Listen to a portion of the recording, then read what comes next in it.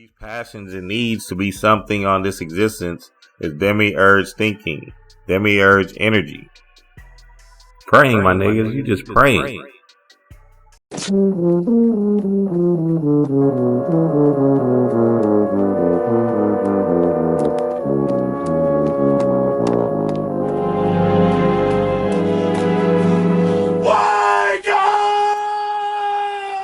Love, lift, life.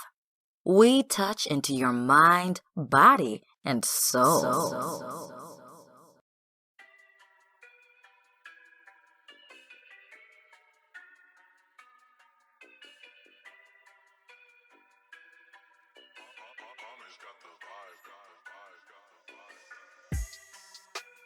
What up, my people? Dreamwise here for another one. Soul movie. Decoded. Way too early. Falling in love with being a human.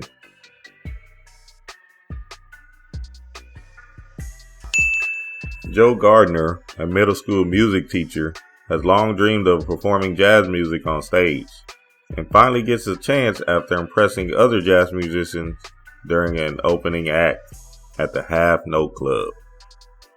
However, an accident causes Gardner's soul to be separated from his body and transported to the U seminar, a center in which souls develop and gain passions before being transported to a newborn child.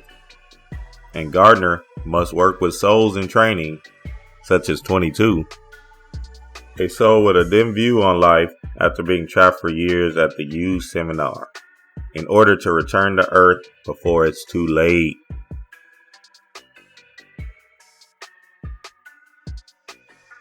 "2020 is here, and the war is on.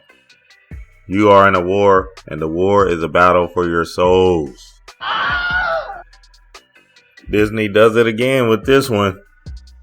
Watch your children and explain to them how planet Earth is not a final destination. You are in a prison, a square, a box, and you have souls like 22, not trying to get back to Earth, but you know how Disney does. Why would they call him 22?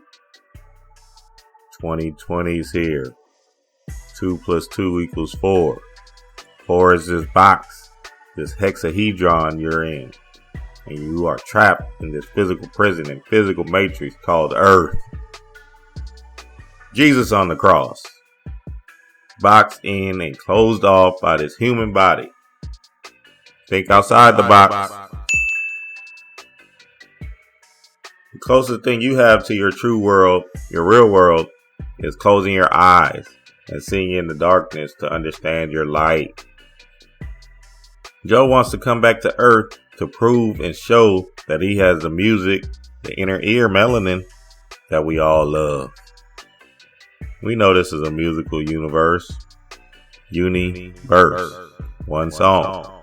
This whole thing is based off of vibrational beings. That's why your vibrations create things. Say what? Because the more you're able to stay in tune with yourself, keep your vibrations high, the more downloads and channels you get from your higher self, your true self, you, your own universe. Message. So if you have a universe within you, there's no need to come back down here and make music for others that have their own sound and vibration. Everybody's pitch and tone is different, and you trying to prove something to anybody is demiurge energy. Prove something to yourself and realize you were never here. 42 laws of Mayat. You have never done these things because you are not human, and this illusion is just a construct of memories that never existed. Gotcha, bitch. Your body is here, but your soul, your true being, never had human or guilty demiurge thoughts. Your ego is a lie. As in Joe's case, he feels like he has to come back to prove his worth and be the jazz musician he always wanted to be. You seminar. Your goals, job, aspiration as a human doesn't make you who you are. These passions and needs to be something on this existence is demiurge thinking, demiurge energy. Praying, my niggas, you just praying. And praying leads to be preyed on. P-R-E-Y. On your being. Sucking and keeping you trapped in this worry, fear, and circle of life energy. Your soul, training to be a human, is laughable at best. Showing you how to worship and praise at the U seminar? Yeah. Where's the laugh sound effect?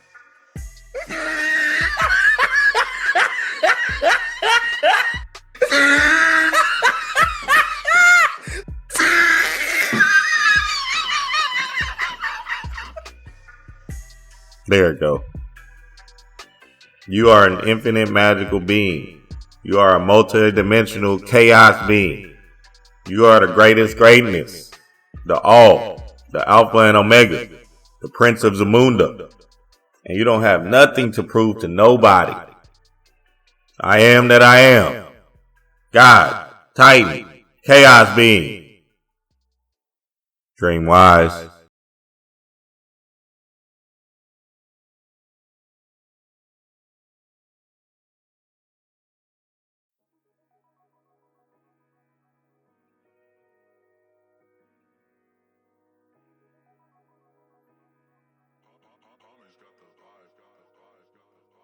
What up, what up, what up, my people? Soul Glow by Dreamwise. There was a chaos being named Z. Z was in the greatest greatness. Had everything it wanted, did everything and anything. We couldn't even fathom the power of understanding of the greatest greatness. Just did what Z wanted to do. When Z wanted to. This chaos being wanted to try this new realm, Earth, and thought it would be a piece of cake. Something the chaotic being never experienced before. Never experienced a family, never experienced a challenge, never experienced what love was. This chaos being, Z, gets down to the Earth realm, comes into this baby brain. Decides to become a boy and forgets everything he is. His parents name him Edmund. Edmund Williams is ready to take on this adventure as he sits in his mother's arms. He goes by Ed for short. He grows up in a single mother household with 7 other siblings. His mom can barely make ends meet, but they're making it by. Eating oatmeal for breakfast, lunch, and dinner. Ed is the middle child, and he's super close and protective of his family. He has one particularly close bond with his sister, Amira. She was born right before Edmund, a year apart. They do everything together. Play all their childhood games. They're in the same grade because Amira is held back in the 1st grade. Was in the church choir together. Play particular jokes on their older and younger siblings. Have physical fights. Shit, even went to the middle school dance together and laughed the whole time, while their dates sat there confused. But they had fun with them too, laughing and smiling also. That was Ed's girl. Ed's mom threw him his 16-year-old birthday party. At the party, he found out some tragic news. Amira transitioned on. She gets raped and killed dealing with some shady guys she was trying to get her brother a present for. Ed was particular of his wristwear. He thought the girls liked it more, and his sister knew it. She was trying to get him a nice, fancy watch for the low. But her paycheck at the Sack and Save bagging up groceries wasn't enough for her to get the watch she knew he was eyeing. 17 gone too soon. Ed was hurt and confused. Didn't understand. blamed himself, crying, and not himself for years. His family always tried to console him, but he just couldn't get right. He started drinking and smoking heavy, trying to take his mind off his troubles. He's now an adult and is working as an overnight stalker at the same Sack and Save his sister was working at when she died. He goes home and drinks his way into a stupor. He is now 27 and risen up in his store as the assistant manager. He meets one of the overnight stalkers that gets hired. Her name is Mindy. She has a master's degree in counseling but is waiting for the right job opportunity to start her life. Ed and Mindy fall in love. Ed is head over heels with Mindy as they have fun together and make sweet, passionate love with each other. They end up getting married and having 5 children that he loves very deeply. Ed and Mindy have a beautiful house and their careers take off. They're living their best lives. Ed one day wakes up feeling very sick. Goes to the doctor and finds out he has cancer and it spread it quickly. He dies 3 months later, leaving his wife and beautiful children.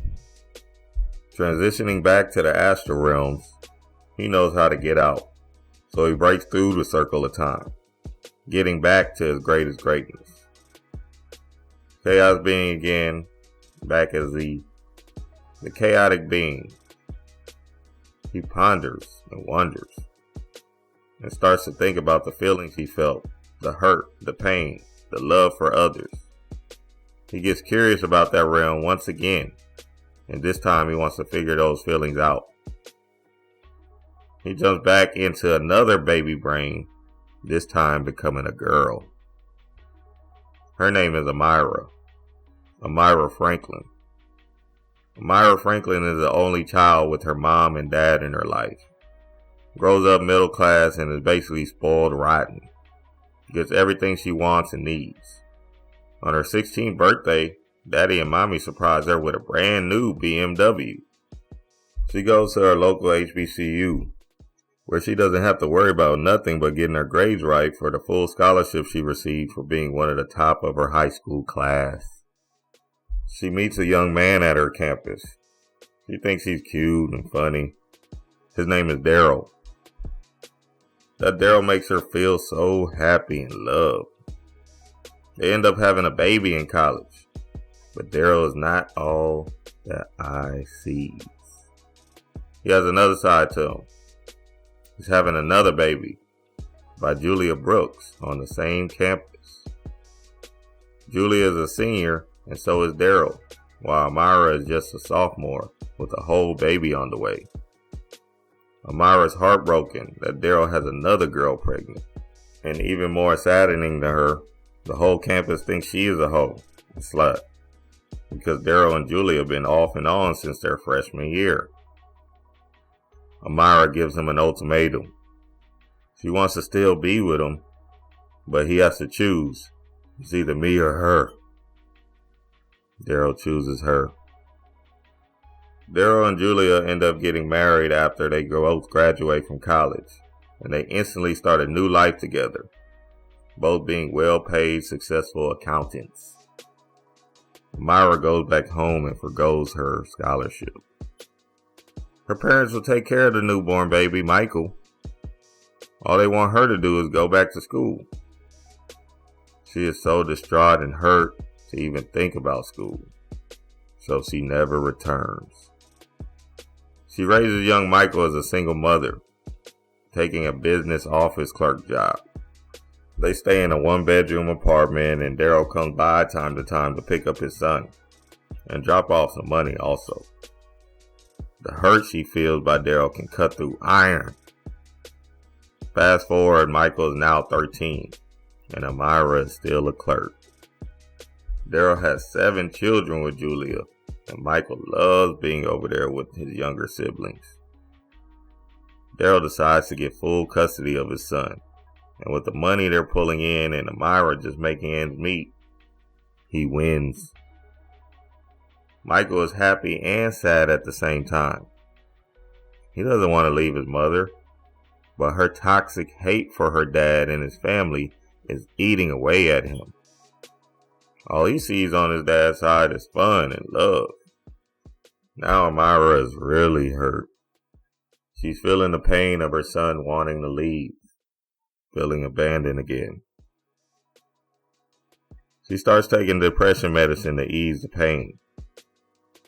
One night, she can't handle the feeling and takes way more of the medicine she wasn't prescribed, along with a little bottle of brown liquor. She overdoses and dies in her bed. 44 years old, gone from this reality. Now in the astral world, she doesn't want to or even remember how to get out of the circle of time. She comes back into the earth realm as a boy. Parents name him Edmund. Edmund has a sister named Amira. It's just them two and their two beautiful parents, Michael and Eli Franklin. Edmund and his sister can't stand each other. They get in fights all the time, never can agree with each other, arguing and bickering. And seeing that Edmund is the oldest, he has to be the big brother and protect Amira at all costs. Edmund was a real curious kid. He was real observant and always asked why. Why do we have to do this? And what's the meaning of that? He used to ask his parents all types of questions. One day he was asking his mom how her and dad met. His mom tells him, "Well, your father and I both came from big families. I'm a Williams. He's a Franklin Cush. Our families used to get together and have cookouts. My dad, your grandpa, died when I was 17, and that was one of the toughest things I ever experienced in my life. Michael was there to console me as his mom passed away also." Wait, Grandma Julia isn't Dad's mom? Well, not quite. His biological mom passed away when he was 14, and he was there to console me in my time of need because he went through the same hurt. We end up naming your sister after her, your late grandma. I want you to be nice to your little sister, Amira. You're all she has, and she's all you have. Edmund starts being more sweet to his sister and vows to always have her back, even when she's pissed off. Edmund learns so much about himself and life by continuously asking why and figuring this thing out called life. He ends up being in 2 marriages that didn't quite work out, but he loved his children and grandchildren with all his heart. He dies a lonely man at the age of 94. Back in the astral realms, he remembers how to get out and makes it back to his greatest greatness, becoming Z once again. As its chaotic being self, it enjoys doing whatever, whenever, whatever it wants to. But it thinks about the times it had on that earth realm.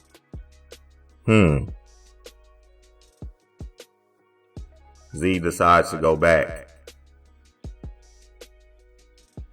Dream wise.